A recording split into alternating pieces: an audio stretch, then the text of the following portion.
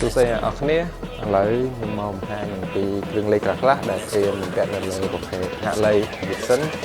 Road Class ឆ្នាំ2024ហើយខ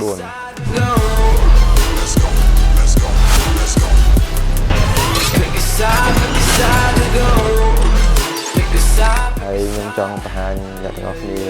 ពីប្រភេទបូមមកលេនសហការជាមួយនឹង Runstock គឺជាប្រភេទ model FF 520នៅខាងនេះគឺជា clipper Derringers ដែលផលិតនៅប្រទេសបារាំង Runstock គឺជា clipper ផ្កាប់ចុះក្រោមខាង brand Runstock ដូចគ្នាជាមួយនឹងកញ្ចប់ដៃខាងមុខគឺជាប្រភេទ brand Crash មួយឈុតក៏ដូចជាយើងក៏បំពាក់ជាមួយនឹងភ្លើងលេងមានដូចជាBaja S1 ក៏ដូចជា Baja OP6 បន្តទៀតដែលខ្ញុំនឹងធ្វើការ set up នៅលើម៉ូតូអរគុណសម្រាប់ការតាមដានវីដេអូ